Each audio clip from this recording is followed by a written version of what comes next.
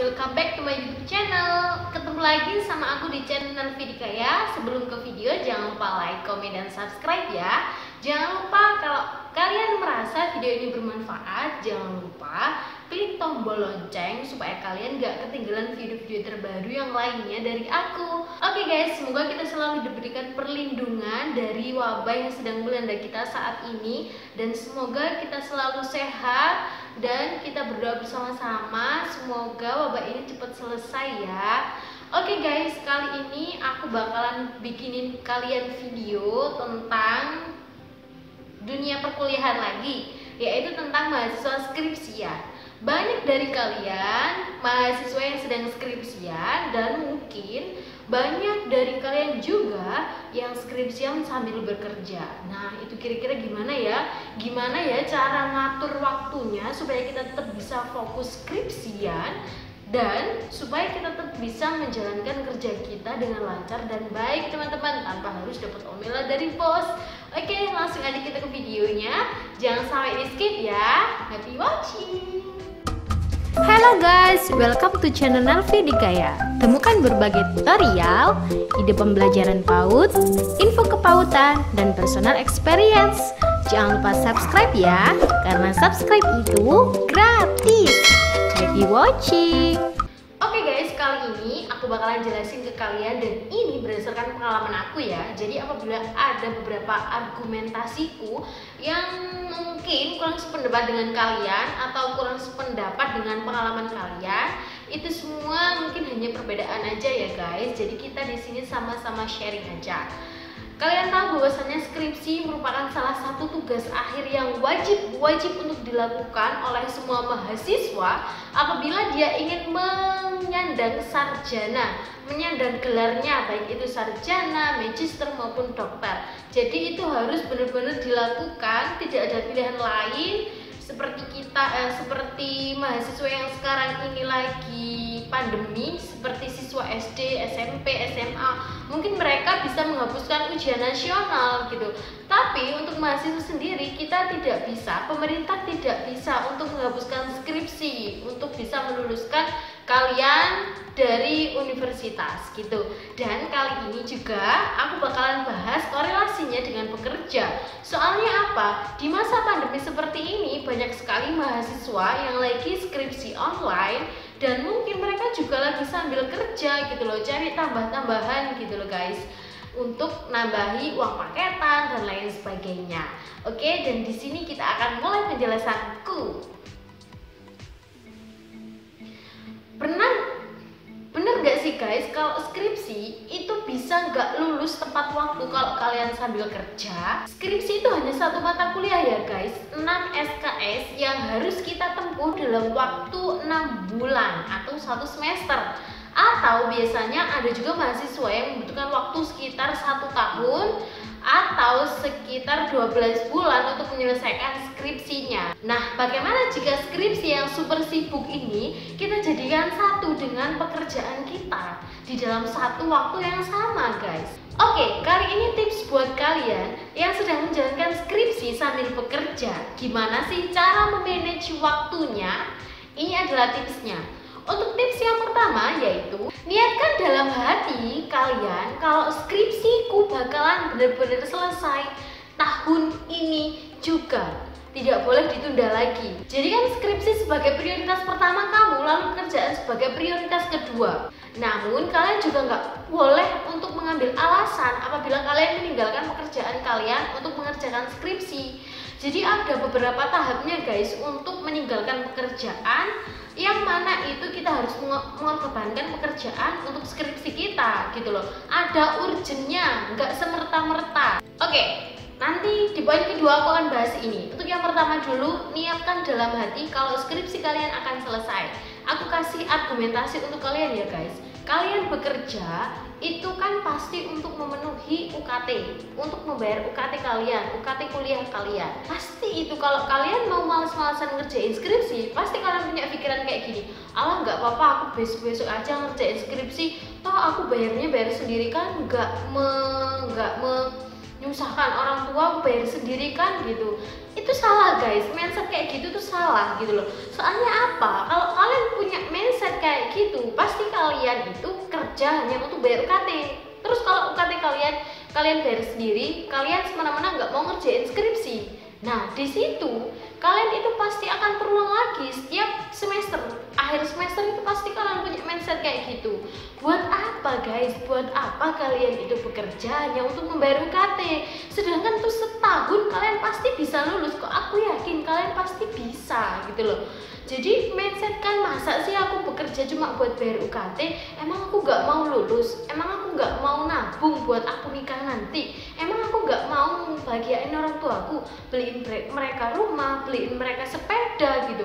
Jadi tahun ini aku harus lulus. Meskipun aku udah kerja, meskipun aku bisa bayar UKT sendiri, aku harus lulus. Uangku nggak cuma buat bayar UKT, uangku kerja itu nantinya akan aku buat beli motor, buat beli rumah, buat bayarin sekolahnya adiknya aku gitu loh. Jadi kalian harus punya mindset seperti itu guys. Jangan punya mindset kalau aku ini kuliah duitku sendiri, jadi ya terserah aku mau lulus kapan. Enggak, itu mindset yang salah menurut aku guys, bener-bener salah. Jadi mulai hari ini buat kamu yang punya mindset kayak gitu, ubahlah. Apakah kamu gak pengen ngebahagiain orang tua kamu, memberikan mereka perhiasan, membelikan mereka rumah, membelikan mereka barang-barang yang kecil dan sepele, tapi itu berguna banget buat mereka gitu. Jadi mulai mindset, niat harus benar-benar diperbaiki, oke? Nah, untuk tips yang kedua adalah cari pekerjaan yang bosmu itu tahu kalau kamu sekarang sedang mahasiswa, kalau kamu sekarang sedang ngerjain skripsi. Apabila ada suatu kejadian yang mengharuskan kamu untuk meninggalkan pekerjaan, di situ bosmu akan mengerti, akan menerima. Mohon maaf ya bos, mohon maaf bapak ibu, hari ini saya ada bimbingan skripsi gitu, hari ini saya ada bimbingan skripsi, jadi saya harus tidak masuk dulu ya, mohon maaf gitu. Mohon maaf ya pak bu, hari ini saya mau terjun ke lapangan untuk mengambil data gitu, jadi mohon maaf kalau hari ini saya izin dulu nggak masuk ke kantor gitu. Jadi carilah perusahaan atau bos yang tahu bener-bener kalau kalian tuh adalah mahasiswa skripsian, kalian punya tanggung jawab untuk menyelesaikan skripsi gitu, oke?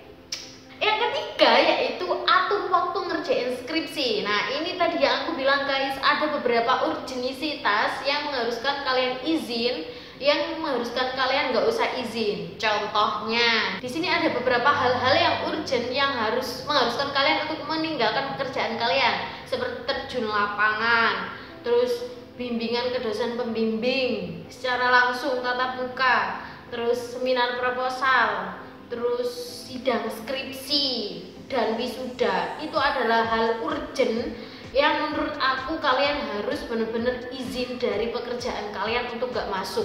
Selain itu tidak boleh.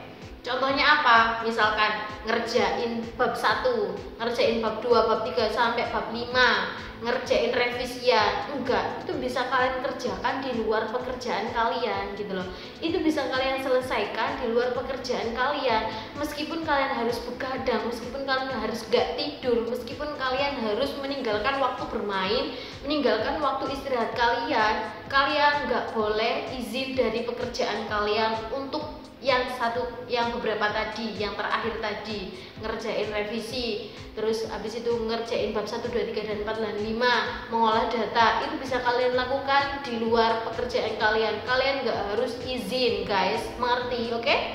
Jadi ada beberapa hal yang urgent yang harus kalian istilahnya izin ke bos kalian, dan yang harus kalian nggak izin, nggak perlu untuk izin. Jadi kalian sendiri yang harus berkorban karena itu adalah tugas pribadi kalian gitu loh, bukan tuntutan dari kantor. Oke, itu tadi sebenarnya selingan. Sekarang kita masuk lagi ke atur waktu, mengatur waktu kuliah, mengatur waktu untuk mengerjakan skripsi, oke? Nah, untuk mengatur waktu ngerjain skripsi ini sendiri, ini kan tugas pribadi kalian seperti yang aku katakan tadi. Berarti kalian nggak boleh bawa tugas pribadi ini ke kantor. Kalian harus ngerjain tugas ini di rumah, oke? Jadi dulunya guys, cara aku mengatur waktu mengerjakan skripsi sambil kerja, misalkan jam kerja aku dari jam 7 sampai jam 12 misalkan. Misalkan di sini pekerjaan aku aku dari jam 7 sampai dengan jam 2. Berarti di situ aku fokus kerja, fokus menyelesaikan tugasku, fokus menyelesaikan tugas dari atasanku. Nah, setelah jam 2 itu aku beralih fokus ke skripsi. Jangan sampai ditunda, oke? Please jangan sampai ditunda. Nanti sore aja, nanti malam aja. Enggak boleh guys. Jadi harus dikerjakan saat itu juga. Nah, oke, kalau sudah selesai baru kalian bisa rebahan, kalian bisa istirahat gitu. Nah, setelah kalian dapat revisian, usahakan kalian langsung mengerjakan saat itu juga dengan maksimal.